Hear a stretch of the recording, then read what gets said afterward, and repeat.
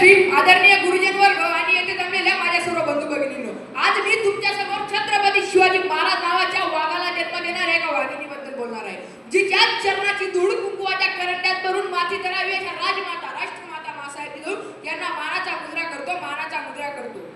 खरं तर राजमाता जिजाऊ यांनी छत्रपती शिवाजी महाराजांना बालपणाचे संस्कार देऊन एक चांगलं व्यक्तिमत्व घडवण्यासाठी खूपच प्रयत्न केलेले आहेत. आदिलशाही कुतुबशाही आणि मुघलांच्या आक्रमणामुळे या महाराष्ट्राची परिस्थिती अतिशय बिकट झाली होती आणि अशा या कठीण परिस्थितीमध्ये स्त्रियांना शब्द बोलण्याची सुद्धा संधी नव्हती हो.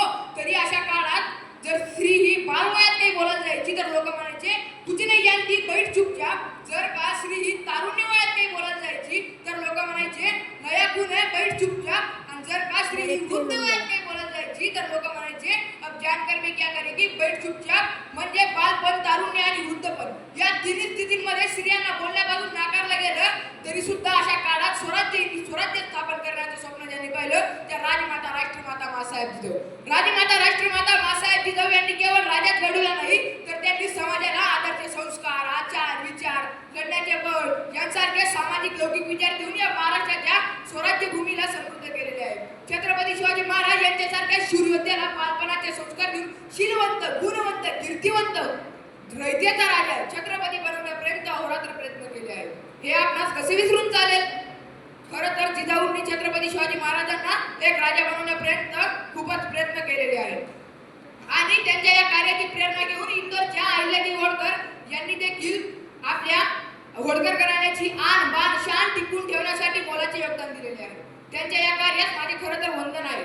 एक महिला असूनही पतीच्या निधनानंतर सती न जाता जनतेच्या सेवेसाठी, लोकांना सत्य सांगण्यासाठी, जनतेच्या रक्षणासाठी त्या मैदानात उतरले आणि त्यांनी शत्रूला सडकी बळक करून सोडणाऱ्या राजमाता राष्ट्रमाता अहिल्यादेवी होळकर यांच्या कामास माझे वंदन आहे. 34 वर्ष अहिल्यादेवी होळकरांनी साम्राज्य सांभाळलं. 34 वर्ष.